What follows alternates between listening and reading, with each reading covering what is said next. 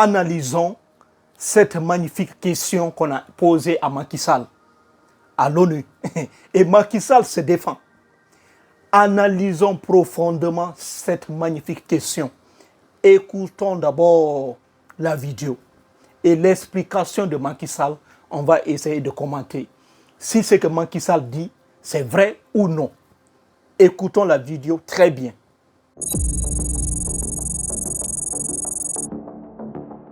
Quelles initiatives metteriez-vous en place pour garantir une réforme profonde de l'architecture financière internationale, notamment pour lutter contre le surendettement et pour donner corps à l'engagement de Séville afin que le Sud global ait accès à des fonds pour le développement à des conditions favorables et justes?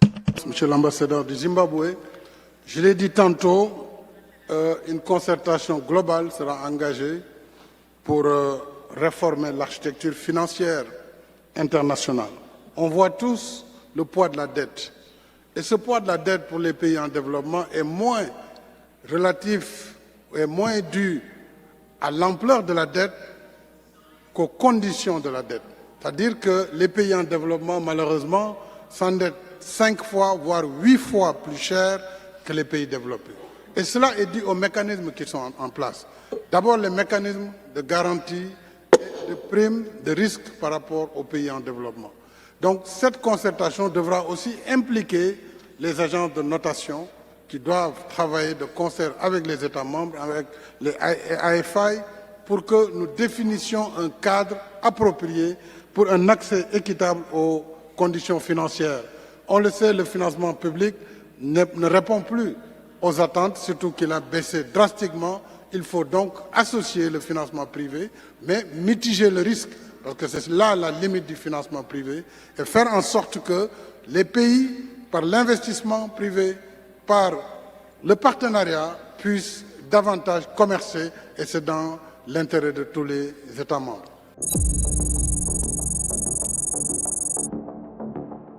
Cette vidéo, elle est très intéressante. Il faut suivre jusqu'à la fin. Ici, rien ne va nous échapper. Commençons d'abord par reformuler très bien la question. Macky Sall a répondu à cette magnifique question. On va voir si Macky Sall a bien répondu ou non. Reformulons la question pour que ça soit facile. On pose cette question à Macky Sall. Si vous serez président, si vous serez le secrétaire général des Nations Unies, quelles solutions concrètes allez-vous apporter pour réformer profondément l'architecture financière internationale? Comment allez-vous lutter contre le surendettement des pays en voie de développement, des pays pauvres, pour que cette convention de Séville soit respectée, pour que les nations, pour que les pays pauvres puissent emprunter de façon équitable, juste? Voilà la question qu'on pose à Macky Sall. Autrement dit, pourquoi un pays pauvre emprunte-t-il énormément d'argent comparé à un pays riche? C'est la question qu'on pose à Macky Sall. Et qu'est-ce que Macky Sall va faire lorsqu'il sera secrétaire général des Nations Unies? Macky Sall commence d'abord par dire quelque chose de vrai. Il ne faut pas nier. Macky Sall dit clairement, il ne faut pas juste voir la quantité de dettes des pays en voie de développement, des pays pauvres. Il faut aussi regarder les conditions d'endettement, les empreintes. Macky Sall a raison sur ce point. Il faut lui donner raison. Je vais détailler ça. Pourquoi il a raison? Réimaginez par exemple deux pays. Les deux pays ont besoin de 10 milliards de dollars chacun pour réaliser un projet, un grand projet. Construire des routes, des hôpitaux, centrales électriques, etc. Chacun a besoin de 10 milliards. Le premier pays, il emprunte avec un taux d'intérêt faible. Par exemple, 2%, 3%. Mais le second pays pauvre emprunte avec un taux d'intérêt, par exemple, 10%, 7%. C'est énorme. Donc, il y a un déséquilibre. Dans 10 ans, dans 20 ans, ce deuxième pays aura remboursé ses dettes ou non, mais avec énormément d'argent jeté comme ça là dans l'air. Donc ici, il y a un déséquilibre. Et Macky Sall parle une vérité éclatante qu'on ne peut pas nier. Parce qu'il y a un déséquilibre. L'un emprunte avec un taux d'intérêt faible qui pourra rembourser très rapidement, mais l'autre emprunte avec un taux d'intérêt énorme qui passera des années et des années à rembourser. Donc il y a une injustice dans ce cas. C'est pourquoi l'ONU, les institutions internationales alertent depuis des années pour réformer profondément les dettes des pays pauvres. Et Macky Sall, lorsqu'il parle de ça, il a bel et bien raison de parler. Ça, c'est quelque chose qu'on ne peut pas nier. Mais Macky Sall a touché un point qu'on va essayer de comprendre. Macky Sall parle de prime de risque. C'est quoi une prime de risque? Lorsqu'un investisseur veut investir dans un pays, il regarde d'abord la capacité de financement de ce pays. Si ce pays sera capable de rembourser son argent ou non. Si ce pays est un pays sûr, c'est un pays qui a une stabilité monétaire, une stabilité politique. Cet investisseur peut essayer d'accepter une rémunération faible. Même si c'est à long terme, il sait que le pays est sûr, le pays a une stabilité politique. Mais lorsque ce pays est pauvre, lorsque ce pays sera incapable de rembourser ses dettes, même après 10 ans, après 20 ans, l'investisseur sera pressé d'avoir une rémunération énorme et rapide. Voilà ce qu'on appelle prime de risque.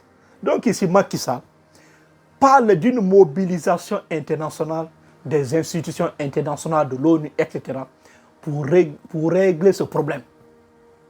Mais il y a une nuance. La nuance, c'est où?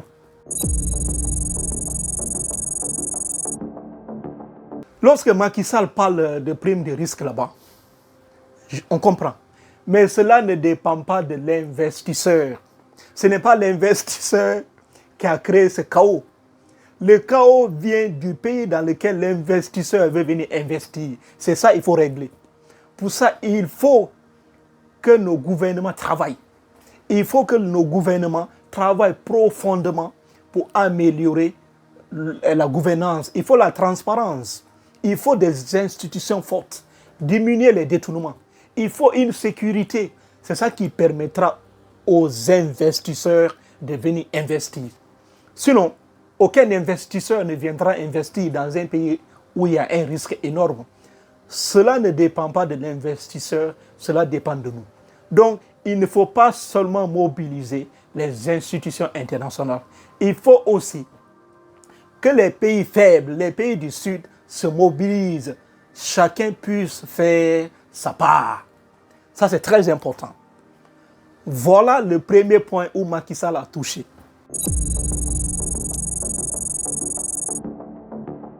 Le deuxième point que Macky Sall a touché, lorsqu'il parle de notation financière, la notation financière ne peut pas régler ce problème. Pourquoi? D'abord, une notation financière, ce sont des entreprises. C'est une entreprise qui donne des notes à chaque pays. Cette entreprise peut décider de donner une bonne note ou une mauvaise note à un pays.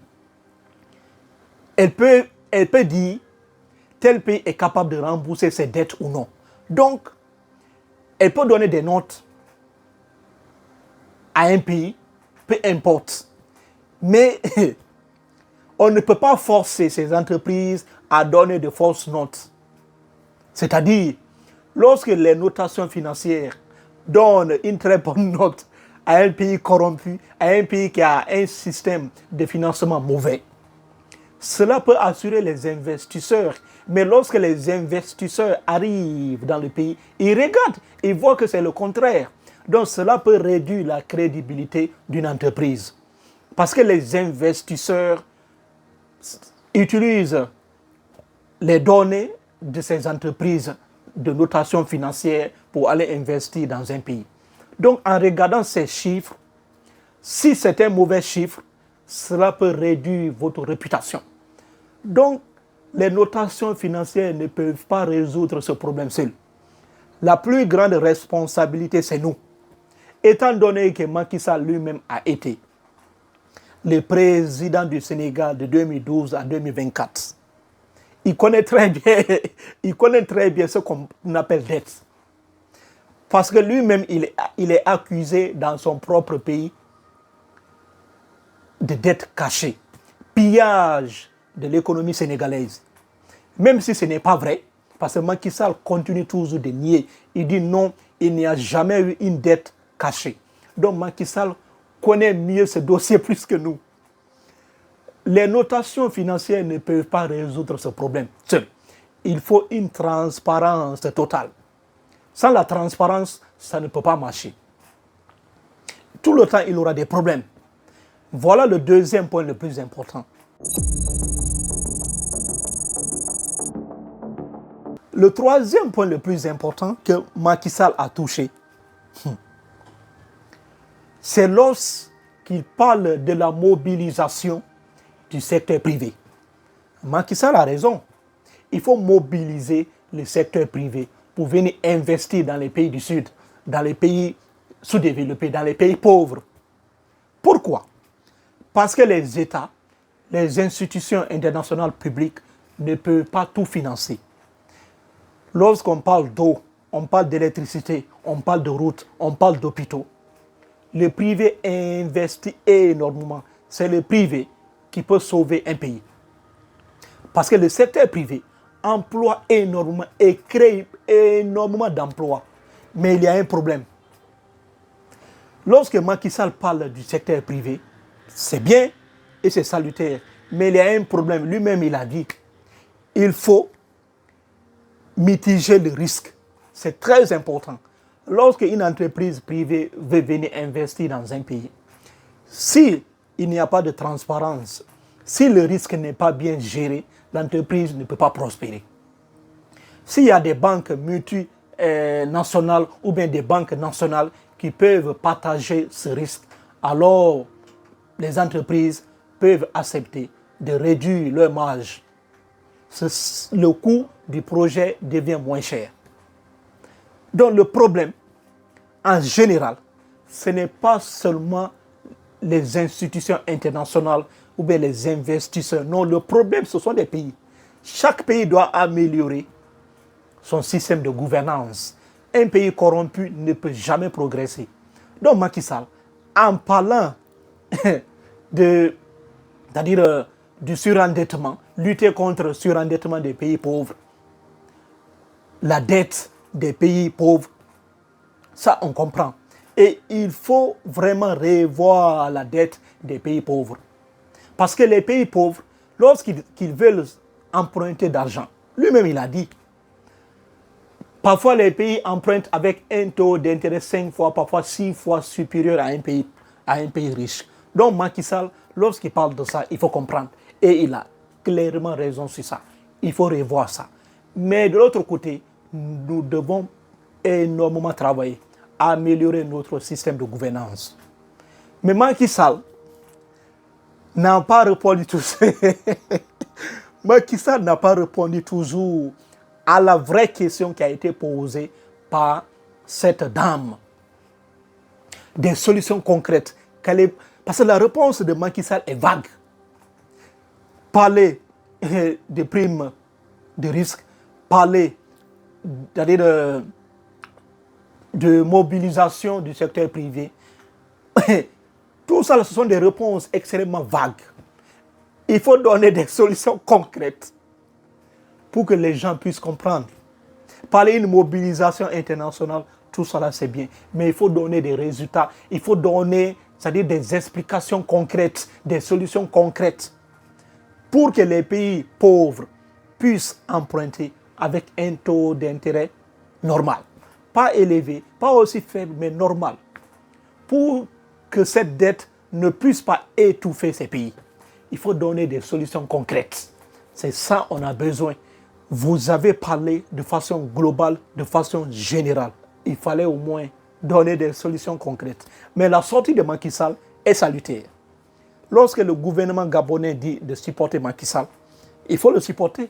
Il faut supporter Macky Sall. Oui, il faut le supporter. J'ai déjà détaillé dans ma vidéo. Vous pouvez aller regarder. On va se limiter là pour ne pas que la vidéo soit longue. Abonnez-vous massivement pour ne plus rater aucune de mes vidéos. Merci et merci.